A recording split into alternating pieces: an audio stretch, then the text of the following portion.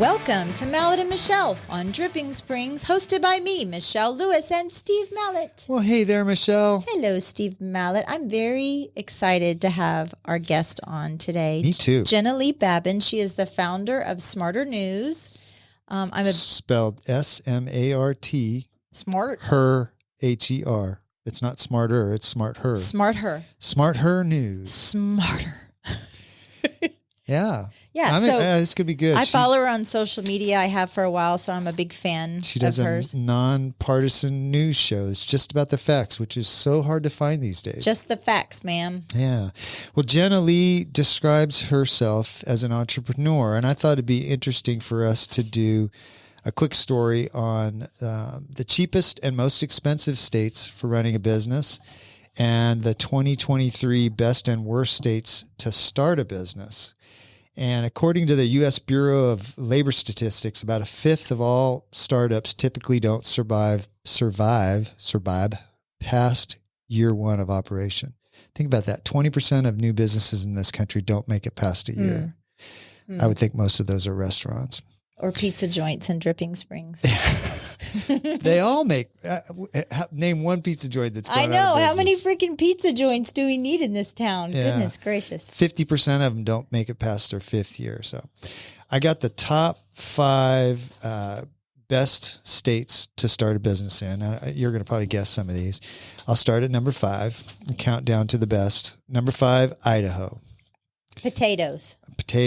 Number 4, Colorado. Weed. Pikes Peak. Number 3, Texas. Oh, well, the greatest God's country. Yeah, that's true. I'm surprised it's only number 3. Number 2, Florida. Retirees. Yes. And I was surprised by this one. Number 1 is Utah. Mormons. Best state to start. Yeah. Them Mormons stick together. Oh, God. Don't send us hate mail. And then the worst. I was surprised on the worst end, too. A little bit kind of unexpected. Number 46, Rhode Island. 47, New Jersey, which isn't surprising. West Virginia at 48. 49 is Connecticut, and Alaska's 50. It's got to be, I mean, the factors that they're looking at, right? Cost of living, taxes. It's business environment, access to resource, and business costs. Well, don't they say that it's better to start an LLC in certain businesses also? I think that's Delaware. But right? I think that's just because of their... If you're wanting Somebody to just funnel told money. me the other day, that's a pretty low tax state. Like they don't tax, once you turn 65, you don't pay the state income tax. I think it's a very business friendly state, but I was trying to find it real quick where it is on here. Delaware, I don't see it. How about the cheapest places? Oh, number 34, Delaware. Cheapest and most expensive states for running a business. This was actually as of last year, but this is done by CNBC. So it's completely unbiased, which we'll talk to Jenna Lee about when she comes in about bias in the news. The best places, the least expensive states for running a business. Number 5, Georgia. Okay. Number 4, Nevada. Gambling. Georgia, Chick-fil-A. Number 3, Kentucky, horse racing. Okay. Number 2, Oklahoma. That's so that Texas doesn't fall into the ocean holds because Texas Oklahoma on. sucks so much. Well, guess what number 1 is? Least expensive state for running a business. Texas? Dun, da, da, da, Really? Texas. Yeah, Really? Number 1. Yeah. And then it's kind of interesting because this is CNBC. Of course, they had to put this little paragraph at the end of that. Of course, it's not always about the money. Some of these same companies have faced criticism for moving operations to the state in the wake of multiple controversial political decisions by Texas lawmakers, including the state's restrictive voting laws, opinion, a law effectively banning abortions, opinion, and bans on COVID vaccine and mask mandates. Yeah, there's your news. We'll talk to Jenna about that. All right, the most expensive, no surprises. Actually, California. Well, New York or California? Actually, New York is not in the top 5 most expensive. Number 5, Iowa. District of Columbia, number 4. Vermont, number 3. No surprise. New Jersey, number 2. And California, number 1. California. And one of the reasons, Actually, the two reasons California is so expensive is it's the ninth highest average annual wage at about 48 grand a year, which is probably much higher than that now. And electricity in California is 80% higher than the national average. 80%. I just read an article the other day about a guy that moved from California about 8 years or so ago, and he was trying to shut down his nonprofit business, and he still could not shut it down. They want to keep collecting. Yes, and well, so it's a nonprofit, but I know that's where he was like, and so that's nuts. Well, I know there's a theme there that we won't talk about, but I'll talk about it. Come sit next to me if you don't want to have something nice to say. But anyway, those are the cheapest and most expensive states. So if you're here in Texas and you got a small business, guess what? You're in the right place. That's right. Well, talk about being offended. I thought I would do something on ridiculous news, fake news, ridiculous. But this is so ridiculous. It sounds fake. It is not fake. Okay. So the first one, Al Gore has just come out and said that he was joking about the whole climate change thing. He said, I promise, he said he was drunk and dejected from the election when he wrote about the Inconvenient Truth book. And he just felt comfortable now enough to come out and tell the truth. That's got to be fake. Nope, it's not. It's not. Okay. Did you Snopes this? Snopes. Yeah, that's a reliable source. Yeah, it's a reliable source. Okay. No, that's why it's called Where to Facts-ish. Okay. Where to Facts. The second one. American progressives are upset. I laughed way too much at this one. I read this one to Cedric and he thought it was hilarious. They're upset with the lack of diversity on Chinese sports teams. So protesters went to the Consul General of the People's Republic of China. Stories? I promise. They went to the Consul General of the People's Republic of China in Chicago to protest the lack of diversity on Chinese sports teams. And they complained that there was not a single African American on their basketball team, and added that there's not even a man on their women's team. Jeez. Okay. Oh my gosh. Okay, wait, here's another really good one. Okay. Number 3, here's a really good one. The new Chicago mayor, Brandon something or another. It's not Lori Lightfoot. It's the new Chicago mayor. Right. I can't remember what she got booted because she let the crime go rampant. Well, honestly, I didn't give a crap enough to look at what his real name is, but I think it's Brandon something. But he proposed to give, this is just a proposal, to give the homeless people weed so they can spend all their money on alcohol.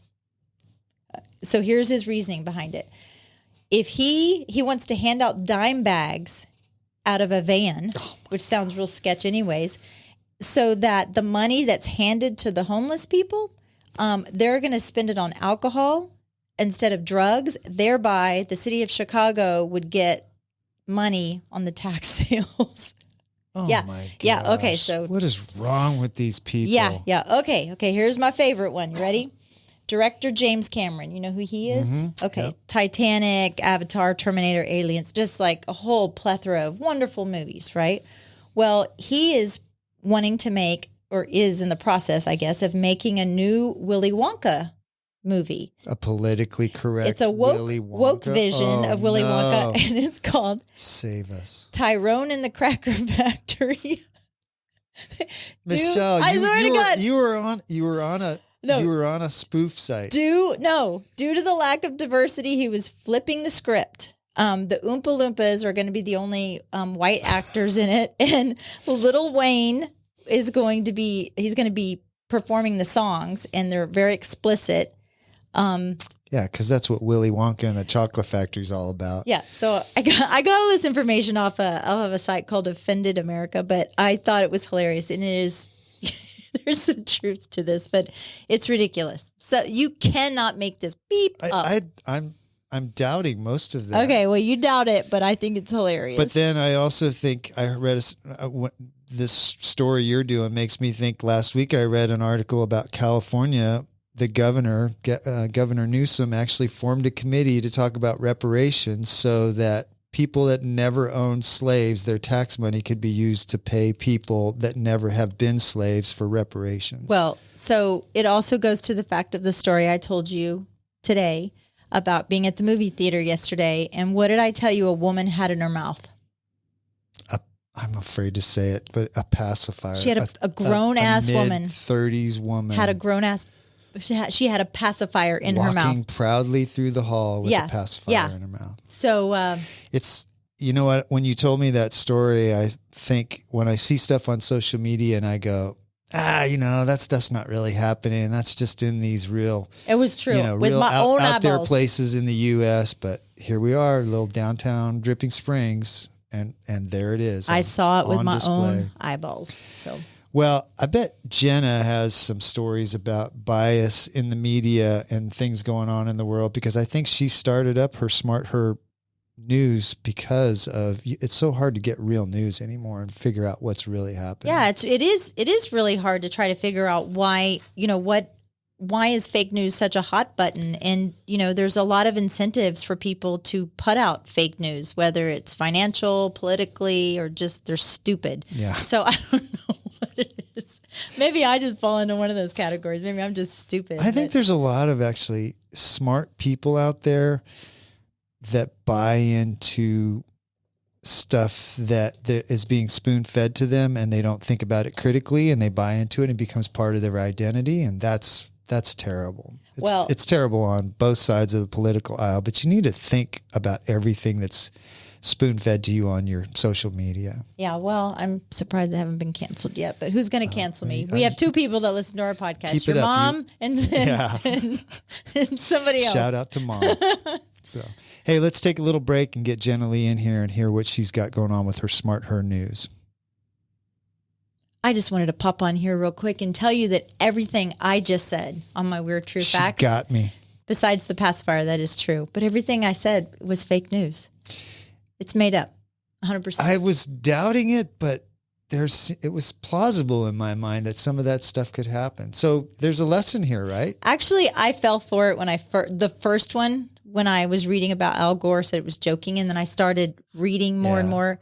But then I just kind of deep dived and I was like, okay, this is going to be funny. I'm going to sell it like it's totally true. You did sell it. The scary thing is this is how a lot of people get their news media, and how easy was it for us to play that little game, and somebody would be out having dinner with somebody right now going, did you hear about Al Gore? He was in a drunk rage and wrote this book, The Inconvenient Truth. And what was it? Willy Wonka and Willy Wonka and the whatever it is. Whatever it was, but gotcha. Start thinking critically, folks. That's the name of the game. So let's get Jen in here and talk all about that.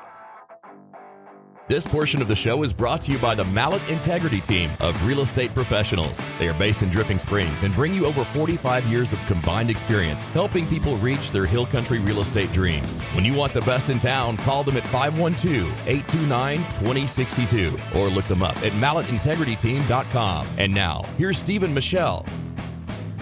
Welcome back. We are here with Jenna Lee of SmartHer News. Thank you for having me. Welcome to the show. Well, this is a real honor, you guys. Oh, well, the honor is ours. Yeah, we're sweating bullets over here. No. Yeah, really. Yeah, you're big time. We're just a little small town Dripping Springs, but we're really glad you're here. Well, I'm glad to be here, and I'm a big fan, so I really appreciate you having me on. Well, thanks.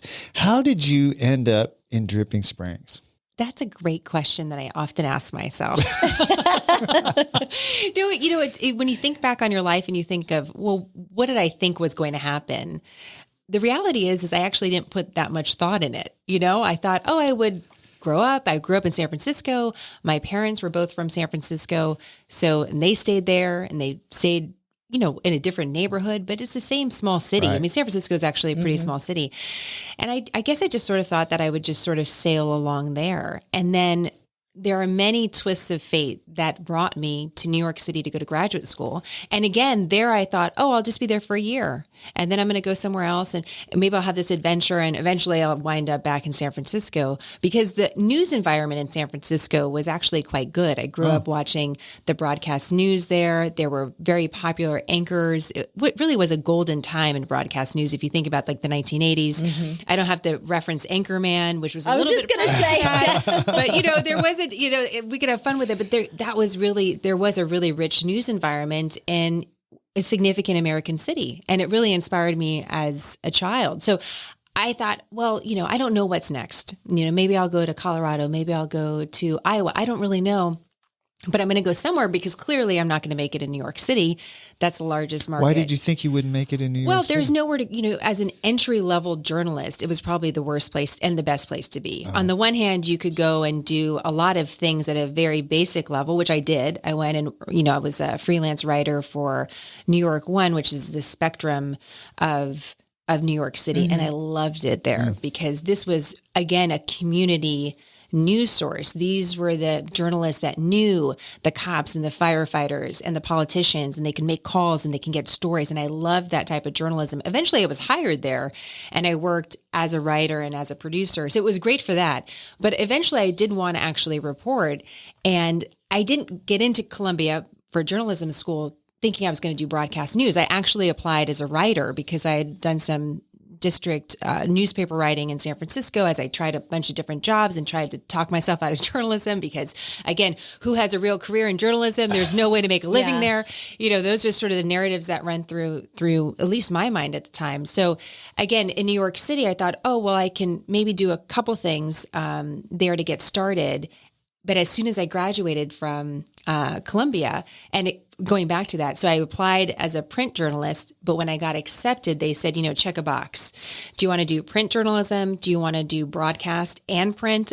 Or do you want to do digital media? And so, I thought, okay. And so if you did broadcast news, because they really were not a feeder school for people to be on camera, they were old school. They thought journalism was about writing and reporting and not seeing yourself, which is funny because now everyone's a broadcast journalist. Yeah. But at the time, you had to take more credits as a broadcast journalist. So you would have to go and do extra things on top of the print program. And so I was paying my own way through school. I had to get out, incredible amount of loans to go to school. And I thought, well, it's that TJ Maxx shopper. Yes, Michelle. that's right. That was like, I'm going to get the deal. I'm going to get more. Do you two take for the coupons? price of one. Yeah. I do. Yeah, that's right. I have a coupon. Can I apply that here?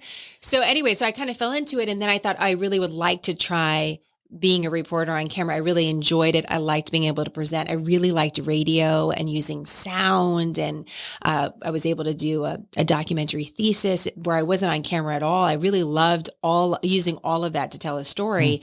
But that's why New York wasn't the place to be, because in order to get on camera in New York City, you would need to go to a smaller market and work your way back there.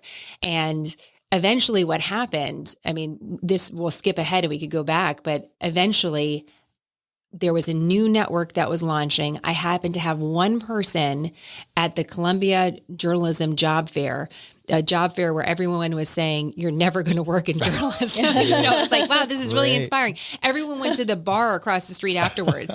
And there was one person there who worked at Forbes, and he heard a little bit about my background, which was I'd worked in management through college, and I was in an executive training program at Levi Strauss at the headquarters there in San Francisco, got laid off, which is how I got to graduate school. And he said, you should think about business news. And I was like, no way. I don't know anything about stocks. I don't know anything about any of this. And he said, we could teach you that. But a lot of people don't know anything about business or speaking to a company or a CEO. Right. And just your work experience will give you some perspective on that. So he kind of brought me in again as a freelancer to do a little work. Eventually I worked at Forbes full time. And then this new network was launching that wanted brand new faces of people that had never been on television before. And lucky me, I had been rejected from all these other places around the country. And the place that was hiring was the Fox Business Network. And so I was hired as a reporter there. But by the time we launched, it's my theory that they didn't have enough people. And so they made me a news anchor at 5 a.m. But that is, it was a rise, it was described at one time as a meteoric rise, and by, people that would cover my story in New York. And in a lot of ways, it was just so non-traditional, and I got lucky in a lot of ways. I worked really hard, of course, but I also had the benefit of some really good timing and just a couple of people that said, you know what, I'm going to give you a shot. And then I kind of worked my way into the next few things. I think that's the way life is, though. Like, these sort of textbook ways that people are supposed to get into careers. It never goes that way. It's always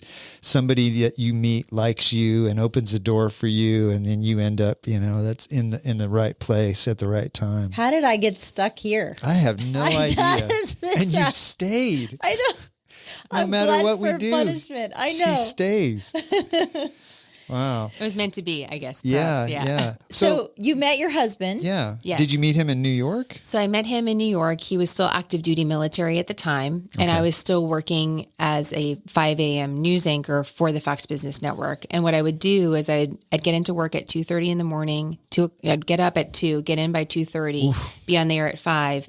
And then what happened is I got kind of picked up by a couple other shows, including a show on the Fox News Channel that asked me to do business reports between 11 and 1.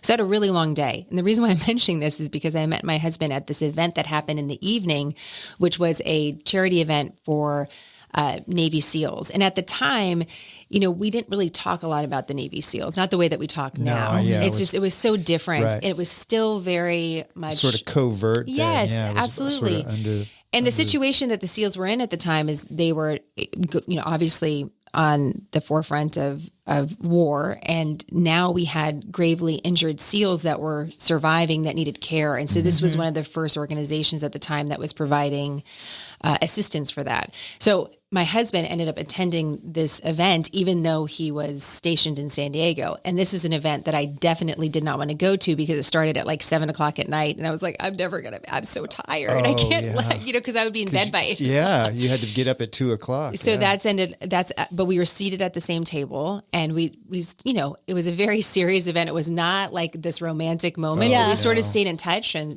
one thing led to another. And now we're married with 3 kids. And so that's how it went. And how she ended up here. Yeah. And so, we never went back to the beginning, which is, my husband is a native Texan. And so now I'm Texan by marriage. I didn't know that. Okay. Yes. That's how you ended up in Dripping Springs, but he didn't grow up in Dripping Springs, right? No, he grew up in Southeast Texas, in a little town called Woodville. And when we were thinking about getting married, we didn't have a vision again for what that would look like. Would we do it in San Diego or San Francisco or New York City? And we didn't know what to do. And he has a big family. He's one of 5. Lots of nieces and nephews. So flying them somewhere also seemed sort of impractical at the time. And Wimberley was an area that I believe his mom said, hey, you should check out the Hill Country because there's a lot of things there. And, it's very charming. We really love this area. And it was drivable for part of the family. And what I found out, as is true of Dripping Springs, is it's exactly equidistance between 2 coasts, which I think is very symbolically interesting, but also was logistically important for us. And so everyone came to Wimberley for our wedding. And eventually we got more familiar with the area and wound up here. See, I'm a former Californian too, and that's how I ended up here. We had family that lived in Cedar Park, and they said, you should check out Dripping Springs. It's really pretty down there. And then 6 months later, we were here. Yeah. Well, but I bet your wedding wasn't covered in the New York Times, Mallet. No, actually. Yes, I found that little tidbit that your wedding was covered in the New York Times. That's pretty... It was sweet. Actually, I'd love to talk to that. Yeah, that was sweet. Well, then you for those you actually those were the stories that they would write up. There would be announcements. It was very old fashioned. So and so married so and so, and then every once in a while they'd pick a couple and they would do a little bit more. And so I worked with the journalist there that did that, and I thought, what an interesting job. He gets to talk to all these people at really exciting times in their lives. Yeah. But here's a funny insight on that. So you had to give them a photo of you, but you had to have your eyes perfectly aligned. So if you're next to your, significant other, you would have to have your eyes perfectly there. So we thought we had one. And then a day before the wedding, the New York Times reaches out and says, your photograph is not acceptable. So my husband, we were downtown Austin and we were sitting there with our eyes trying to get the right picture next to each other so we could get the picture. And I believe I still had my makeup on from the broadcast that I had done the day before because I got on a plane after that. So I had these big long eyelashes and we're just getting the perfect little photograph. But it was really, it was an honor. I still have that That's that pretty newspaper funny. clipping. Did you? I was in the newspaper. Mine was in the Corpus Christi Caller-Times, though. I'm just saying, yeah. It was. Did you get arrested? No, or I something? paid for it. I paid to, back in the day, you'd pay to Yeah, put did your they wedding. not? I guess there's no newspapers to do the announcement thing I don't anymore. know. Do people not do that at all? I guess there's social media for that, guess- Yeah, right? there you go. They Yeah, share you all their post it own on video. It's free. Yeah. It's free. Yeah. It's not the same though. No, Yeah. it isn't. No. It isn't. But that was in 2008. So now that's Right. So we met in 2008. We got married in 2011, and we moved to Texas in 2017. Oh, so you've been here a while. So we were before the wave. Yeah. I was way before the wave, but you were out your the disclaimer of Yeah, like we were I know. here Yeah. before that. Yeah, before I know. Yeah, the people that moved here in the last 2 years, we're not sure about them yet. we haven't had anybody on yet Yeah. that says that. Do you miss New York City? I do. I Do miss you? it a lot. Yeah. I miss so many different parts of it, but the biggest thing is just being able to walk out the door and just go. I miss being able to walk places. Right. Wait a minute. I was walking in Wimberley. This is a true story because most of our life was over there when we were, first landed here. And so I was walking like from one block. And if people know Wimberley, there's a Dairy Queen going into the town. So I was walking on the street kind of up from the nursery area. There's a nursery and like Brooks Brothers. I was walking up there and someone pulled over to the side of the road and said, "Are you okay? Are you lost? Do you need a ride?" I was like, "I'm just trying to walk to Dairy Queen." Like I'd say, I just want a Dairy this Queen. is different. I do miss New York for a lot of reasons. One of them is just the walkability of it. And just, I love, even though in a lot of ways I am an extrovert, there's a part of me that's a real introvert. And living in New York City gave you the best of both of those things because you could bump into people that you would never see again and have these real life moments. For example, Michelle, one of our favorite places is TJ Maxx. I was going to say TJ Maxx. But like the TJ Maxx on 58th and 8th is amazing. And you'll get these, you'll have these conversations with the people that are working at the register, and there's something different about the way New Yorkers interact that I really appreciate.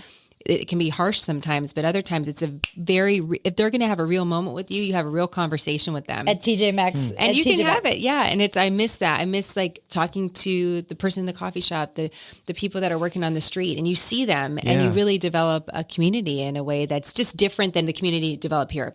This community is amazing in so many ways, but I miss that. Yeah. Kind of anonymous and yet in. Yeah. This is the big walking city. to the grocery store at H-E-B. Yes. It's like you Right. walk through and, your little quick 10-minute trip is going to be an hour because you're in the dog food having meaningful conversations. Right. I took my daughter to New York City in 2019 for a graduation present. And What was it? That was right before the pandemic. yes, right. Yeah. And the thing that jumped out at me was you could be surrounded by 5,000 people and be completely anonymous. It was like, I love that. We were like, we stood in I don't remember what, we were taking a picture of the Empire State Building, and she had like some little thing she was taking pictures of at, all these different stops.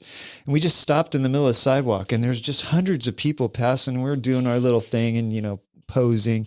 And I was like, nobody cares. There's not a person in the world noticing what we're doing. Everybody's doing their own thing. I thought that was actually kind of cool. Because if you did the same thing here, people would go, what the heck? Pull over What are and you ask. doing? Yeah, pull over and go, do you need help?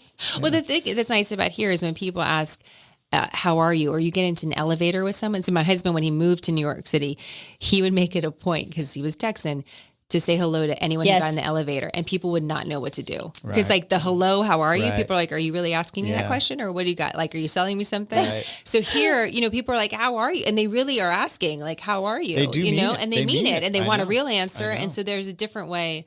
The best of meaningful interacting. relationships that I have had are in women's restrooms after you've been drinking. It's like, I've talked about this take your before. word for it, I've talked to this to Steve before. It's like, there's nothing like that bond you get with a female that you meet in a restroom.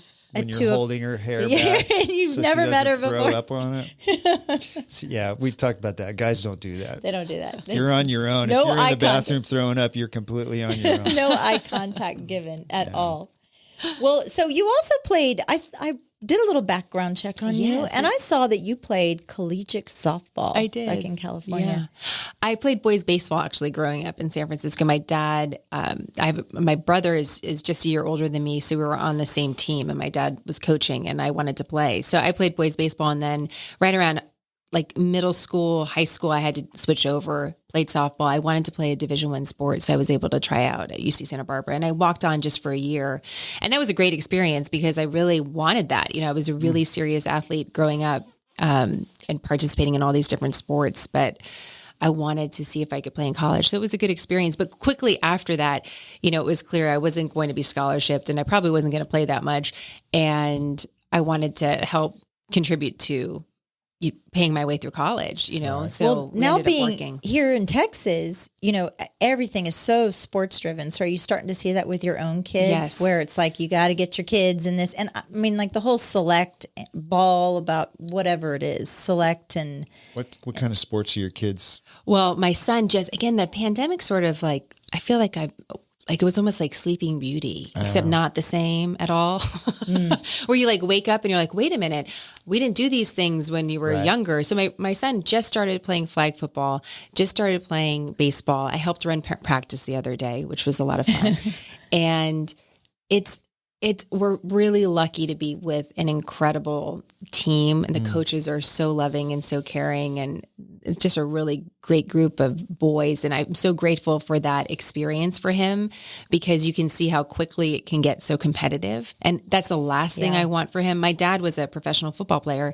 And so he was really serious about sports in so many ways. It taught us so many great things, like the benefits of practicing and all of that discipline, all of that's really, really important in sports. But even he will say, I don't think anyone should play football until they're in high school. He didn't. My brother didn't. My brother just relocated to Texas, by the way, from California. We got him here. All right. And he played Division I football at Nebraska. He didn't play football until he was in the 9th grade. So the theory in my family is, hey, let your body develop, get strong, see if you really like it. No matter what you do as an 8-year-old, you're all going to catch up together at some point about at age 15 or 16. And all of this extra stuff is really intense. and it's exhausting for the kids Well, too. and a lot of them, if you start them at 6 years old, by the time they're in middle school or freshmen in high school, they're burned out on it. They Right. don't want to do it anymore. I feel like I got burned out, and I wasn't that serious of a player. I did travel softball.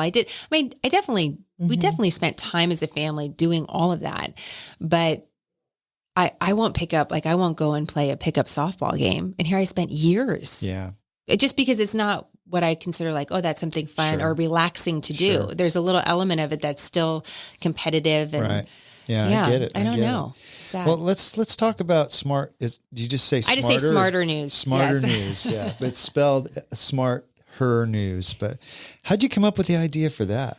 Well, there were a few reasons behind it. I mean, just real basic looking at the name, I thought to myself, after so many years of working on television and working in a time period in news where I really feel like I was watching that shift from there is a period to just give you the news to more commentary and more opinion journalism. And that's not why I got into journalism to begin with. I really like telling multiple sides of the story, giving people something to consider, and then letting them move on with their day.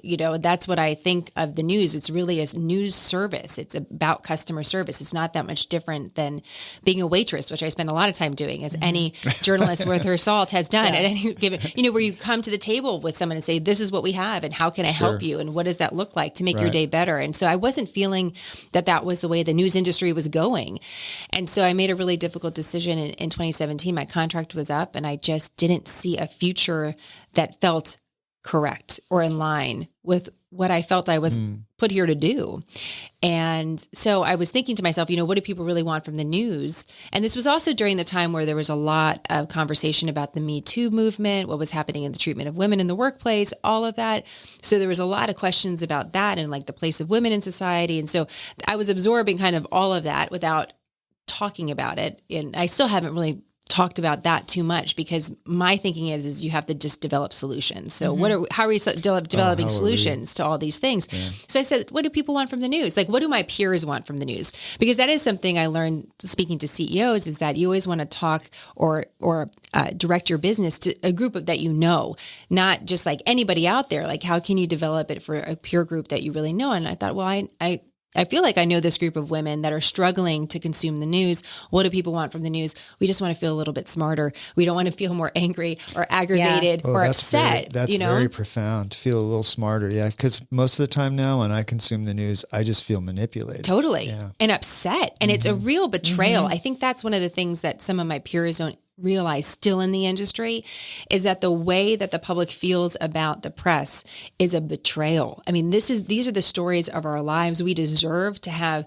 solid information. A free society is one where you have a lot of information and then you get to chart your own course as a citizen. It's not that you get more than one side because people think that's better because they vetted that information. It's that the citizen is in charge and it's a service. You're not an elite force trying to kind of put forward the right idea for someone or the most correct. It's to say, okay, we've done all this reporting and this is what we found. And here's what we think is actually solid information. Here's what still we're trying to figure out more. This is still developing. Most stories are in some period of development. They're very seldom settled. I mean, that's just the reality of all of our lives. Sure. Very fluid. Yeah. And so, I think that's really important to me, that people feel like there are journalists out there that are going to try to chart a way through this. And I still feel like there is a possibility to serve, but I feel like that light is dimming because it's just, there's a wrong thinking about journalism in American society. I completely agree. What you're saying right now makes complete sense to me, but you're a voice in the wilderness with this. Totally. I mean, journalism is become commentary, opinion pieces when they say this is the news of the day and then they give you their opinion on it. Right. How do we go back to what you want to do? Because I mean, you're the first person I've heard talking like this in a while, but we need to get there. Totally. Well, I heard a new word or a new terminology was confirmation bias. It's like you're going to find the information out what you're looking for. It's like if you're saying the sky is green, you're going to go out there and you're going to find information that the sky is green. How do we get back to the real stuff, the real news? One of the things we talk about at SmartHer News is curiosity over commentary, right? The question is always more important than the comment. And most of the time for me, I'm totally disinterested in my own opinion on any of these things. I'm like, sometimes people are like, oh, well, how do you really feel about this? I'm like, I actually haven't been able to even stop to think about that. And usually that's true. Just, the way that my family was structured, we didn't relate to each other on politics. My mom and dad didn't argue about politics at the table. We didn't do, so I'm coming from a place that's very natural for me to approach things without that sort of point of view. Ultimately, I think the consumer will win. I mean, in the last couple of years, one of my feelings about leaving Fox News, for example, was a concern that what the consumer was saying did not match where the company was investing, which is a lot of the consumers or the audience members for the first time on social media were being very clear that they couldn't hear, that people were yelling too loud, that there was too much going on. They couldn't understand what we were talking about on TV. And there were a lot of those debates. You can, picture it, right? The multiple boxes and people are yelling at each other. And we were being encouraged talking over each other. Right. Like I just did. But that's a little different, right? It's like, and they didn't like that. And yet Fox News at the time was really the only one that would still have a strong conservative voice and a strong liberal voice. And when Roger Ailes was at Fox, that was really important to him. It wasn't just to have strong conservatives and, Democrats that weren't able to participate, right. Even though the network was clearly more tailored to conservative, strong voices in the evening. And so I would say that's a real marked change now, especially since I've left, not because I left, but in the years that I have left, it's that sort of like, this is the period where we're really going to deliver the news is gone. And I really wonder if that's what consumers want. And we see the networks, whether it's, but these are not the same, but BuzzFeed News, Vice News filing for bankruptcy. BuzzFeed is getting rid of all of its news journalists. You have MTV News that's no longer going to be. I saw that. You have all of these places that are falling apart. You have these other places that seems to be lasting, but on data like this Nielsen data that tells us how many viewers are actually watching TV, it's so antiquated. I wonder when that starts kind of falling apart, we really wonder how many people are watching all of these and ultimately, I believe the consumer will win, which is if the consumer actually does want nonpartisan news will exist. And I believe the consumer still wants that. How do you think the face of AI right now is going to change journalism? I was just listening to this hearing that was taking place today for the first time. It's the first hearing of its kind in the Senate today. And it's all about, what are the possibilities of AI? And, on the one hand, so on Smarter News this week, this will be a little bit old by the time people hear this, but there is some research that's suggesting that we spend 2 days a week on work email, and that it's too much, right? There's too much of that's taking us away from being creative. And so you think, well, could AI actually help you be more efficient in responding to the things that really don't need a lot of thinking, but are taking a lot of your time, so you can be more creative? There's like that good side of it.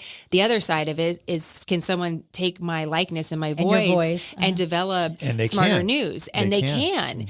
And I just finished seeing one of the big CEOs of this AI company say he believes it's sort of like Photoshop, which I thought was interesting, that when Photoshop first launched, you would not really tell the difference between a Photoshop photo and it was a little confusing. He's like, but eventually it became really obvious to people. And he said, I think that's going to be true of AI as well.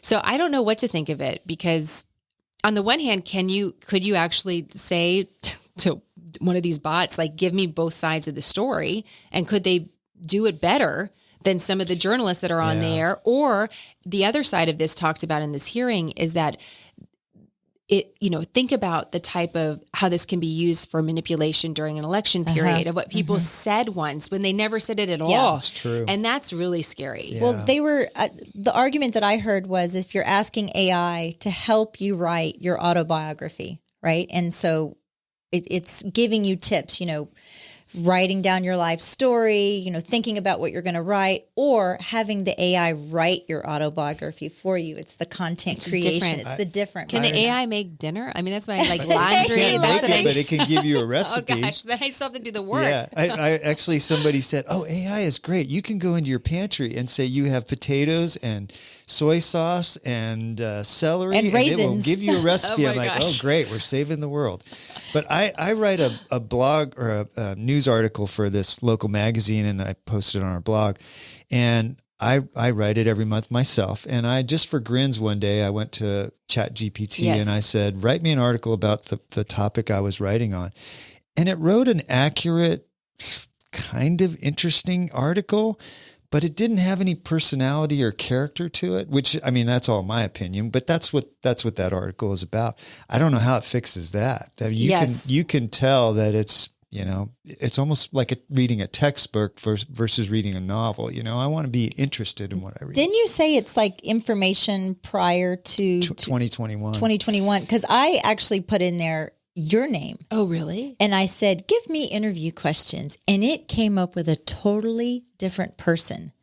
And because I wrote your full name, and then I wrote of SmartHer News. Some of them were accurate, but for the most part, it said that you ran this podcast that you didn't, that you authored a book that you didn't. And so it was interesting to me that how many people are going to use that. We're talking about fake news and AI generated. And it's like, how many people are going to take that as gospel? And we were talking about the monologue we did. I did 4 stories that were totally false, but I sold it. I sold it to Steve. She did sell it. One of them was Al Gore. What was it? In a drunken rage, Al Gore, after losing the election, wrote Inconvenient Truth. And he just came out and he admitted it. He was just now comfortable. And I was like, no. I was like, yeah. She goes, no, it's real. It's real. And I started going, And I just went to the next one. And then I went to the next one. And I went to the next one. And he was like, whoa. Well, and this makes me wonder if we're in this period of opportunity too, where you turn to trusted sources. For example, you could go to an urgent care for any number of ailments on a regular basis, but if you had heart surgery, you'd really want to go to a heart surgeon because they are going to make the best decision based on the information that they have. Right. And it's one of those reasons why I think real journalists matter, because yes, there's a lot of people that could be citizen journalists, and it's not like their work doesn't matter. It does matter too, but when there's a real time period, and I actually wrote about this in an article several years ago, and it was right during the Trump administration where I was talking about the press. And I said, there's going to be a moment where the public is going to need us to step to the microphone and no one's going to listen. Mm-hmm. And I feel like we sort of saw that moment during the pandemic in a lot of ways too, I agree. Where you're like, what's up and what's down? And you need to turn to someone and say, tell me what's going on. Because the trustworthiness, we were fed all of the scientific backing, and like, we can just talk about COVID for a second, and the shaming that went on from respected, trusted journalists and they were saying a bunch of things that turned out not to be true. So then even more to your point, Jenna, it's the credibility of those news organizations is just in the toilet. Well, and not even thinking about that, like not even thinking, well, maybe if we're doing a story on this, we don't have this sponsor, or maybe we should include, more questions. Maybe we should allow the audience to have questions. And I would say that it's hard for us to even think back on that time. There was a moment there where we just had a bunch of questions and a lot of opinions. And then quickly, then it kind of sifted out to like, this is the way and this is not the way. And I think it was exactly the wrong thing to do when there's questions in any sort of situation that's big for people like that. You need to invite everybody into the pool, like all the questions, even the ones that you think are absolutely not valid, invite them in and have them have a conversation with someone that you think is more respected or more scientific or whatever, so that because the public is smart. Right. And if you really believe in what you're saying, you will allow it to be challenged. Well, and putting your hand up in front of their face saying, no, you're stupid, don't talk. You can't even question it is the absolute worst thing you can do. I was proud of us at Smarter News because we covered a lot of different things. We covered the mask studies that showed the masks worked. We covered the mask studies that showed that they perhaps weren't as effective as we thought. We did a little bit of everything. And I've never seen a time period before where, I remember this one Friday, probably driving to TJ Maxx, trying to get a little time by myself. I actually think I was in the Sunset Valley because I remember posting this story and I thought, oh, finally, we have a good story on the pandemic that's not going to get flagged on social media, that is not going to get people up in arms. It's just this really interesting story. I'm sure you guys have seen it where, they were starting to use dogs to sniff out COVID. Yep. Like, how fascinating is that? It's amazing. Like, instead of everyone having to do all these things, like we have like watchdogs, and they are so incredible, these dogs and their ability to smell and all these things. And as soon as we put it up, it was like the CDC warning popped up. And I'm like, it's a dog story. It's not, and it was just because the algorithm was caching it. And at that moment, you're like, I was personally thinking, this is just a period that I don't think I've ever seen before. And I wonder, definitely not ever seen. It's funny. Do you think that if Walter Cronkite, who in my opinion was like the gold standard for ethical, honest journalism back in the day, right? You knew that you were going to come and listen to Walter, and you weren't going to get his opinion. You were going to get just the facts, ma'am. What do you think the feeling would be if he was alive today? And I mean, like, why is that such a lost art? Like, I'm turning on the television at the 6 o'clock news, and I don't want to know someone's opinion.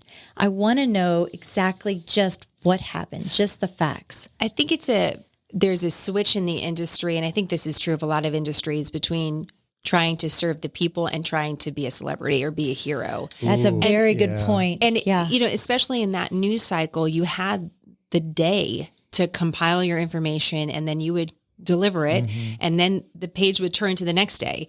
And so you would have that time. In this period, one of the things that was very difficult is just the sheer amount of information coming at people all the time, at all hours of the day, trying to sift through it. You would say one thing, report one thing that seemed to be true, and then you'd get a countering opinion the next day. And these were periods of time that I was sleeping like 3 or 4 hours a night because we wanted to be balanced. And so you had to kind of catch all these things. And it's one of the reasons, actually, we developed this new broadcast called Scoop. It's like a special report for people to go out on Mondays, because I believe we need an anchor point in our news cycle where you say, okay, here's what's going to happen this week. These are the big news stories to know.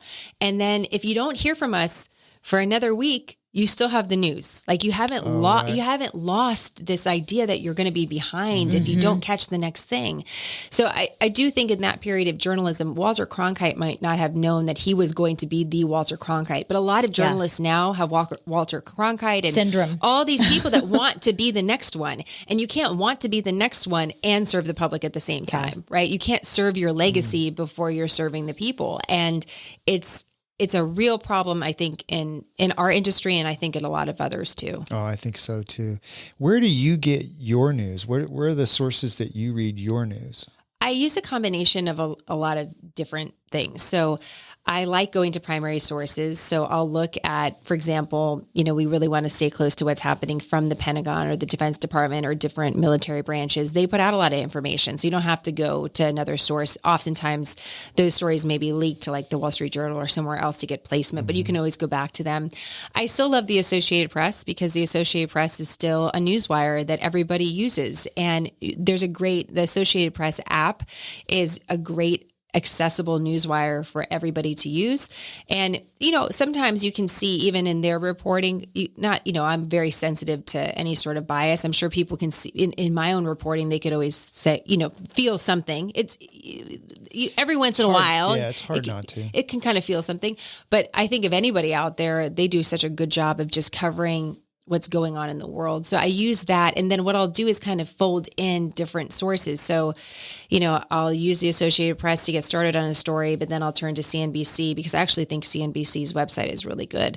And I like the Wall Street Journal more than I like the New York Times right now. So I'll use the Wall Street Journal just because I think they do some different reporting that's more relevant to our audience. And so I tend to kind of layer. I do a lot of reading. Okay. I mean, that's the bottom line. And a lot of these, these stories that we're covering will go back to the primary source, like the, New England Journal of Medicine versus quoting an article about them. Do you consume some of your news on video or are you mostly reading? I'm mostly still reading. Yeah. I do listen to NPR in the morning. I think NPR still does a really good job of investing in places for storytelling that a lot of people won't.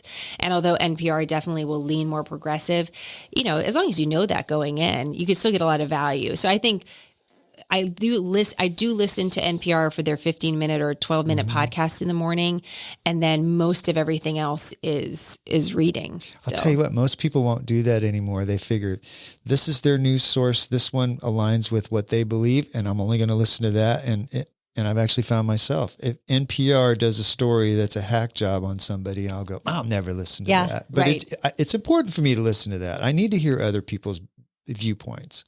And because that's where you come up with the truths in your life is by listening to other people. You can't, if you're just rattling around in your own head, you come up with some crazy stuff. But if you see the studies now, the Gen Zers, they are getting the majority of their news from TikTok, from social media. Well, I was just going to ask Jenna about that. Social media seems to be like anybody under like 35. It's social media. That's where they get their Totally. news. I mean, that's why we're mainly active on social media.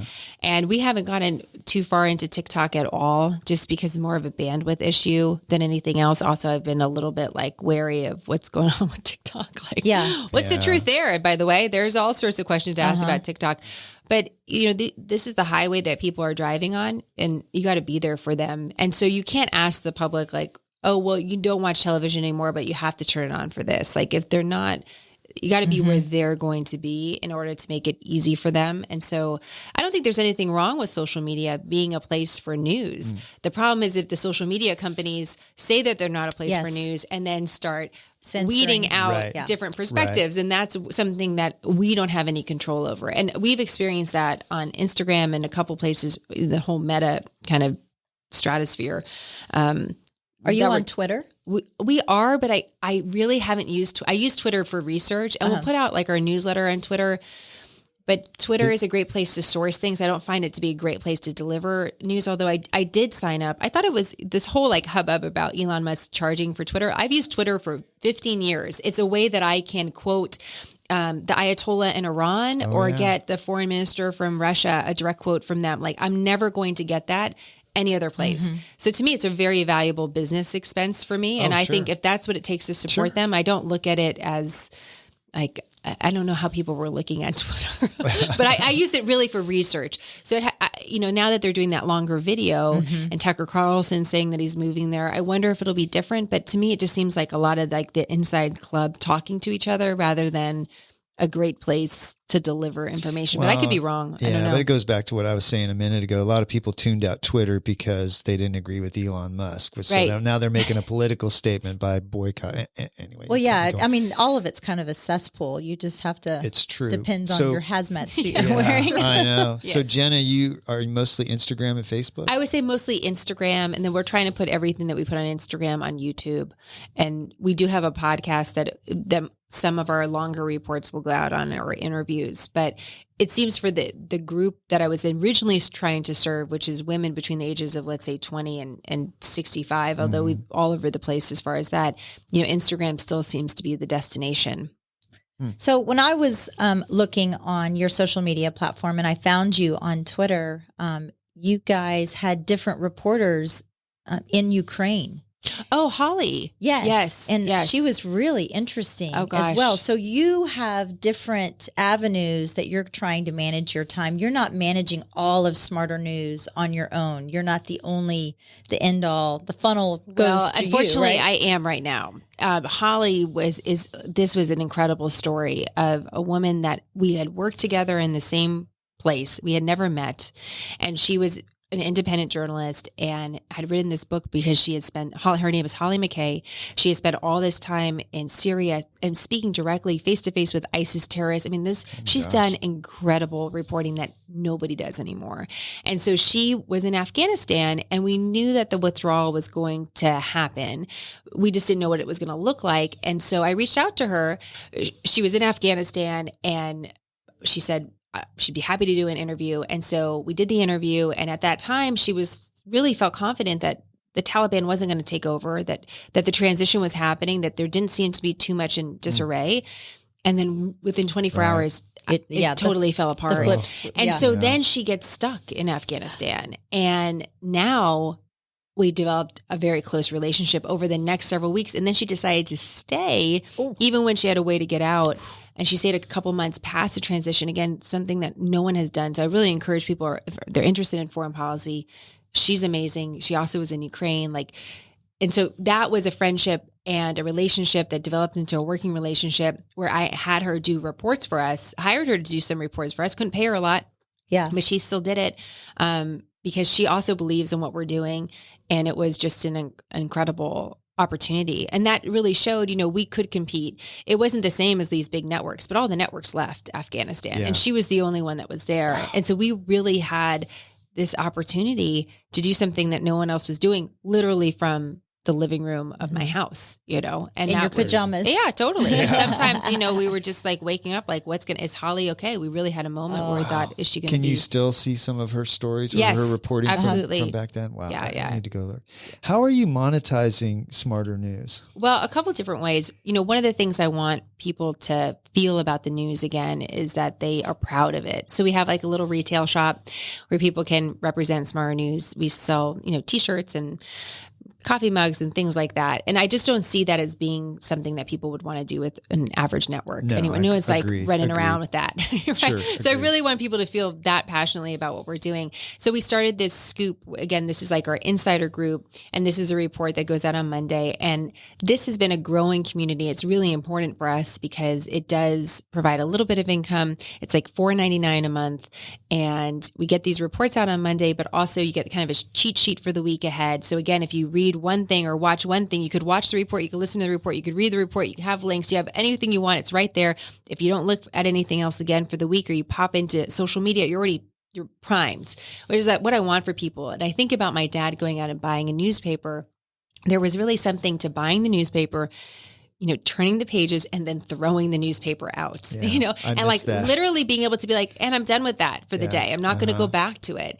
And with social media, we don't get that break. So I thought, that's so true. How do I get people? They didn't, there was this question about all this commentary online. Like for people that don't want the commentary, that just want the news, this is a way. I'd really love to be able to grow that because one of the things we have seen with potential partners. So let's say, Chuck Norris Water is sitting. So let's say Chuck Norris wants to be a partner, that in this day and age, a lot of companies are looking for companies that are aligned with their politics. They actually want someone that's more conservative or more liberal.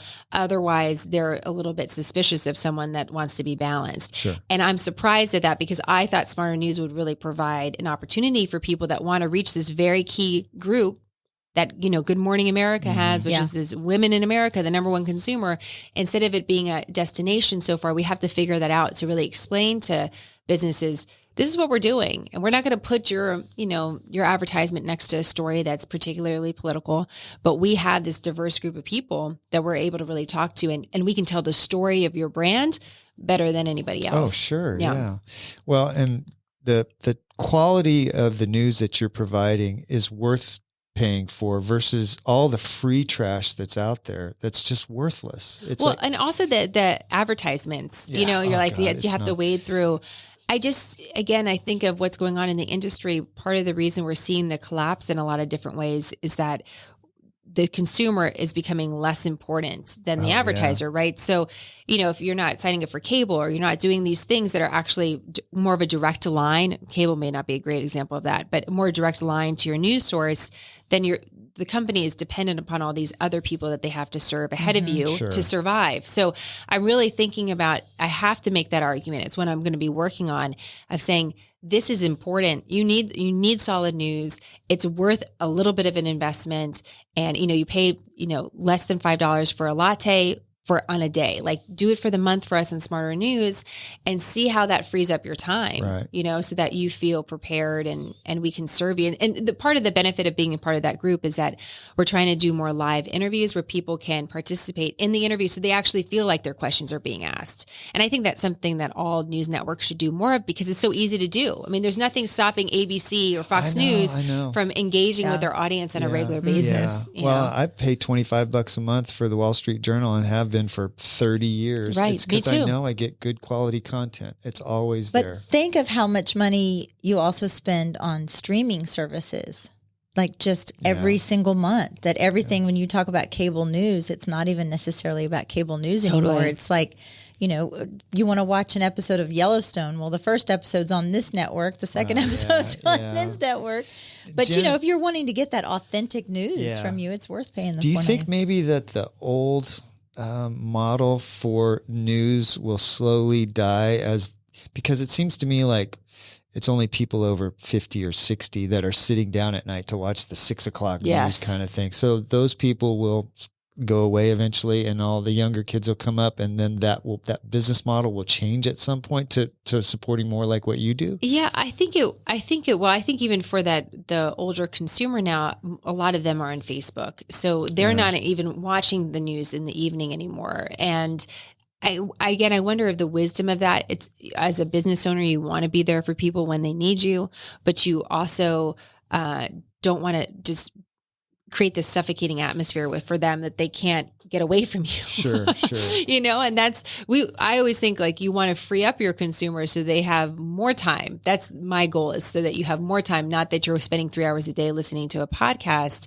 Or do we really have that much news every day? I don't know if we do have that much news. Well, the whole premise of the 6 o'clock news, the 10 o'clock news, was that's when you got your news. Now you have it at your fingertips every time. You want to know what's going on. And it was half an hour or 20 minutes. We'd take out the commercials. It was the news, the weather, and then you the were sports. done. And like you said, it's just the same as throwing the newspaper away. Now I'm done. Now you're just constantly bombarded. And you can't get away from it. You can't. Yeah. You can't.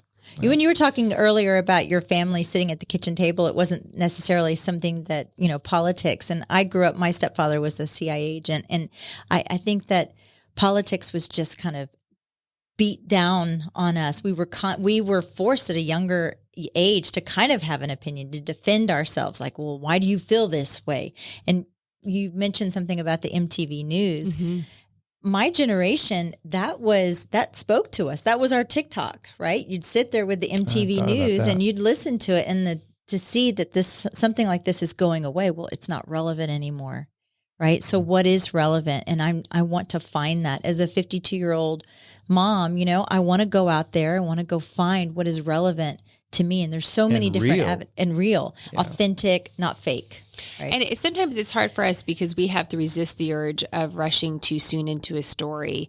We talked the other night, we were talking about Tucker Carlson suddenly leaving Fox. And that was definitely a news story. Maybe not for everybody, but it was a big enough media story that I felt that we needed to cover it. And it took me like 2 or 3 days because I felt it was more wise to wait. You know, there was a question like there could be a huge scandal we didn't know about. There could be something going on that we have no idea. That'll come out. It'll get leaked in the next 24 to 48 hours. When it didn't, it was like, okay, then this is how we'll have to approach the story. And it's hard to resist that urge of like rushing in. But ultimately, I think most people need to know like the top 3 things for the day. That's what we try to cover on Smart. Like, this is one thing you should know. This is something you should know. Here's another thing, kind of funny. You can know that. It's also light. And then like, I'll tell you about Ukraine tomorrow because there's going to be something else there. So, there's always something there. So you don't have to like, it's not a play-by-play like Sports Center. And I think we got to get away from that for people to feel happy again. I wanted to ask you how you feel about this kind of whole guerrilla journalism, like the James O'Keefes of the world, where they're giving different, just everyday Joes, hidden microphones and cameras. And it's kind of like, gotcha news. I mean, some really good, valuable stuff has come out of that. It's not journalism, though. I feel very mixed on it. On the one hand, I want people to have information, and sometimes you don't get the information if you'd be sitting across from someone and they're not giving it to you, and it's clearly there's more to the story. But I was thinking about this the other day, if I would feel good about recording someone. And there's different rules in different states about whether or not I can record you without telling you. The one-party state. Yes, right. Mm-hmm. And so even that, I just feel like you have to be totally upfront with people. That's just my nature. Do I think like a James O'Keefe shouldn't exist? No, I don't think that. But I think you can get very close to the law and what is actually legal. Well, and you have to be careful. And I think, ultimately, so for James O'Keefe, you might trust him, and I don't know him at all. You may trust him for some of this gotcha stuff, but will you trust him when it's really a problem for you and your family, or a real challenge? Will you trust him more than? And I don't know the answer to that. I wouldn't. It seems like all of these interviews or setups, whatever it is, they're in this dark bar. It seems like there's always alcohol involved, and I just want to know who are these people that just fall for this. We all have our moments like that. I've had conversations and I thought later, man, if that was on tape, I'd be in trouble. Look, I live my life that way. That's how everything I say. I do read the late. I don't know if it's the latest one, but the one where this person thought that they were on a date. Yes. And they were sharing information. And I think women can probably attest to this better than anyone, that people like to run their mouth on a date that may not be true. I don't know. Well, Steve says people will talk to me about anything. I don't know what it is. In that moment, though, you could see this person sort of collapsing in on themselves, and this moment of my life is over as I know it. And to not give someone the choice when the stakes are that high, I guess that's where if the stakes are that high, then we deserve to have on the record conversation. And you also deserve to say to the public, we have put 20 requests. And these are all the questions that are not being answered. And we know this. And the pressure from the public can often put enough on a company to at least respond in some way. It's not going to be as exciting as those videos. But you have a moral responsibility as a journalist to kind of be upfront about that. That's what I would not sleep well at night in any other capacity. Well, I think there's a lot of people that don't sleep at night, and I don't think it bothers them. I also agree with that. Yeah. But goes back to what you were saying. They want to be celebrities, and that's what it takes for them to be a celebrity. So they just throw their integrity. That was very insightful, because when you said that, it's like, they do. It's, I know more about someone's personal life and the divorce they're going through. I can think of a Good Morning America couple that, you turn on a TMZ and I know that, they were caught smooching on some pier. It's like, why? They're journalists. I should know about what the news is through them, not know about their extramarital affairs. So, Jenna, let's talk a little bit about your life here in Texas. In your bio that you sent us, you mentioned you wanted to open a bookstore. Oh, yes, I do. Tell us about that. Yes. Well, one of my favorite jobs growing up, well, not even growing up, I had graduated from college, and there was a little independent bookstore in San Francisco called Books Inc. It was actually a bit of a chain. I mean, there was like 3 of them in the area, I think. And I loved working in the bookstore. I loved the team at the bookstore. I liked the guy that worked in the basement that got all the book shipments in. I liked being able to make recommendations. I got to read any book I wanted and I didn't have to buy it. I'm like, something called a library, but it's different in the bookstore. That is called a library. And I also loved a library. And one of the things you notice that as you get older, your parents become more honest with you about things, and you're like, oh, that's not how I knew. My mom was, my daughter is learning to read this year, and she was struggling with a couple of things, and I often told her I had trouble learning to read, and I went back to my mom, and I told Liberty, my daughter, I had trouble learning to read, and eventually it all clicked, and my mom was like, oh yeah, you were the worst. Like she's like, you could not read at all. Like I was getting you tested, I got your hearing tested. I was like, oh my God, that was all because of the reading. And she's like, you like to read, so eventually it all clicked in, which is funny because think of my career now, right? I struggled. That's what you do for a living, is you read. But I often do odd things. Like I definitely can read from the bottom up to slow myself down, or I do strange things so I comprehend for sure. It wasn't totally easy, but I love bookstores. I think bookstores are a place that everyone gets to go, even if they have different points of view. And I think in Dripping Springs, particularly, having a place to go where people don't necessarily have to eat or drink something, although that would be great to have there. They could just go and spend some time, because as a mom in the area, it's been great to go. Like there's the place that serves lunch that has the playground. Yeah. But you kind of would also want a place just to go and spend a couple hours with your kids. And I just feel like it would be great here. My husband's an author. He's written 2 books. Mm-hmm. I'd love to be able to write a book someday. But more than anything, if we want our children to be off their phones, by the way, my kids are maniacs. They don't have, I'm like maniacs in general, but they don't get iPads on a regular basis. But when we travel, they do. And what it does to their brain is so obvious, and it's such a reflection back for myself of what this must be doing to my brain.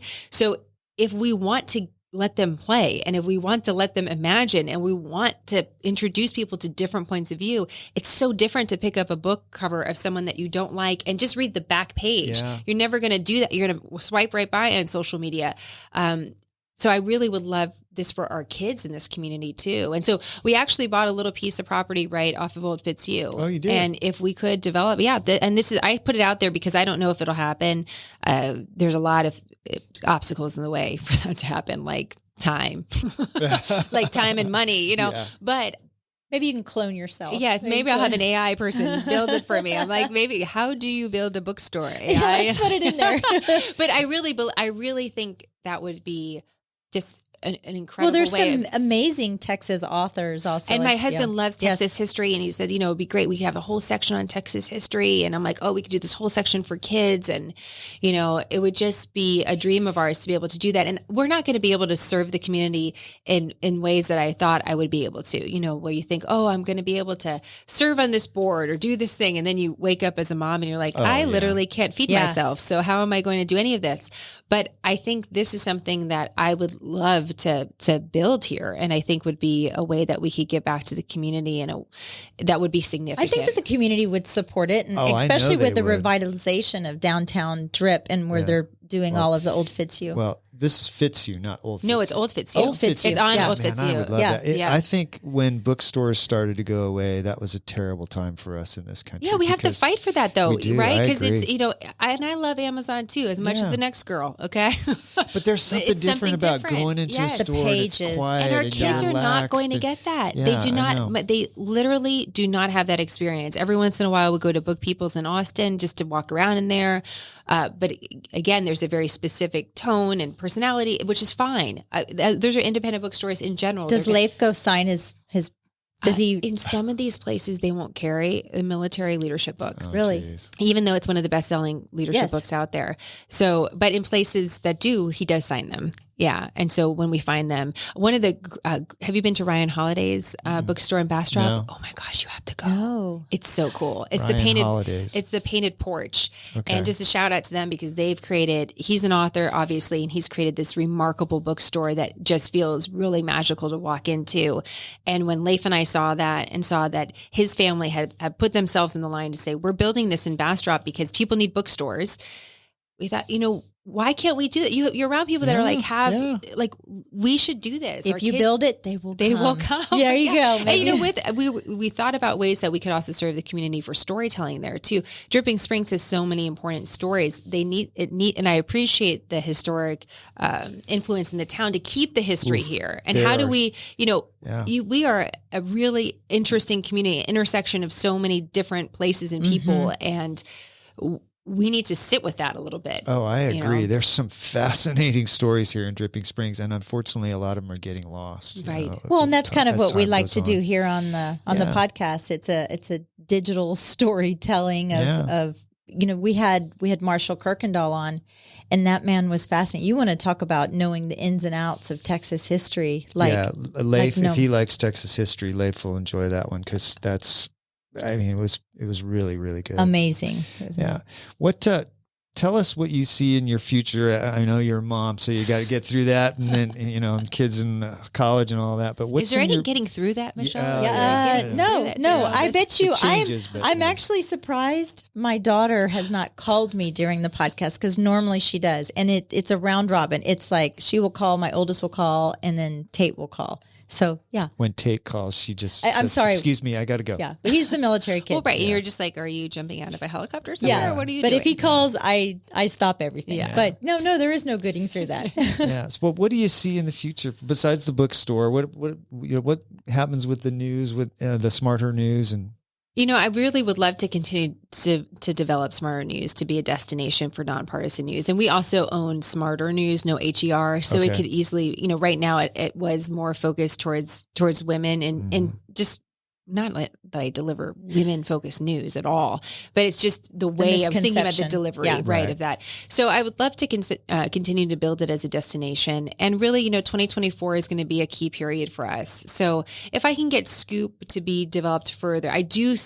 really was against another this is not just a newsletter, but I can't stand the amount of newsletters or emails coming into my inbox is way too much.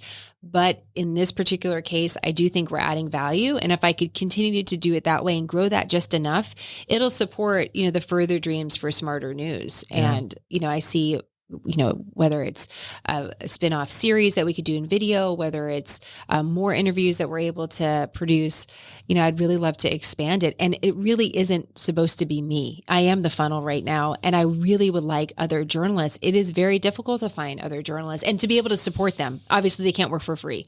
So we really have to show that the public is willing to make an investment to support journalists that are actually doing the work, you know, journalists like Holly. And I know that there's others out there that are trying to figure out their next steps and are just getting disenchanted with the industry and leaving it all together. Yeah. And there's too many good people that are doing good work that don't get the attention that I would like to create a space for them as well. Don't set your sights too high, because, you know, I work for this podcast for Lunchable Nachos. And you're glad to get them. I'm glad to get those. And that's it. Yeah. You know, you are definitely my first stop in the morning. When I get up in the morning, when I grab my phone and I look on the news, you're the first news that I go to on my Instagram. And I just sit there and I read it. Well, so thank you. I need to start doing that, because I'm, except for the Wall Street Journal, I'm like sick of the I'm air quotes news, because it's so hard to figure out what the truth is anymore. So how can people support you? I mean, the best way is just to go on smarternews.com. If you want to check out this, actually, our website's going to be changing over. So maybe by the time people hear this, it'll look a little different, and you'll be able to access Scoop better. That's, again, that insider group. Mm-hmm. And then you could also go to shop.smarternews.com, and then you can check out some of our gear. If you just kind of want to follow us anywhere, Instagram is great, but YouTube is actually better, because we're able to monetize on YouTube. And yeah, you can skip through the YouTube commercials, but it's a good place for us to kind of look at growing. Okay. And if you just kind of want to check us out, that would be another place to go. Yeah. This has been a lot of fun. Thank you for having me. Yeah. I hope I haven't talked your ear off. It's hard to be in this position of like answering questions. I'm used to being the one asking the questions. Yeah. No, well, we cheated last night a little bit. We visited on the phone last night, and my favorite line from that was I asked her how she kind of does it all. And she said that Not well. She's I'm just a struggling mom like everybody else. And as a matter of fact, there's a 3-year-old in his underwear. Right? Yes, I walked in. I'm like, and he's supposed to be in bed, and climbed over. And what else I learned about that, just to round it out, is that he actually went to bed in some pull-ups and a full pajama set. And when I saw him, he was naked in a pair of underwear. So there was a lot of things taking place while we were outside. I was talking to you on the driveway. I'm like, okay. I was talking to you on the driveway. Yeah, so there was good. So that's the only place we can go to think, Michelle. That's is right. like the driveway. Those, Jenna, you're going to look back. Those are the good times. They are the best. I believe it. I miss those times with my kids. Coming up next on Smarter News, it's going to be driveway conversations. Yes. Well, I did coffee talk. I did right. coffee talk reports for a while in the morning, and then suddenly I had to drive my kids to school, and I realized I couldn't do both. So now we're searching for the next thing. So maybe it's carpool or driveway. Driveway talk. Carpool or driveway. Yes, yeah. Well, Jenna, thank you so much Jenna, for coming thank in. you. Thank Really you guys. enjoyed it. I really appreciate it. This show has been brought to you in part by the real estate pros at the Mallet Integrity Team. When you're looking to buy or sell, you need them on your side. Why settle for less when you can have real estate done right? Give them a call at 512-829-2062 or get more info at malletintegrityteam.com. You know you like us, so go now to Apple Podcast or Spotify and leave us a review. Why don't ya? We love your feedback and comments. Email us at malletandmichelle@gmail.com. Thanks for putting up with us.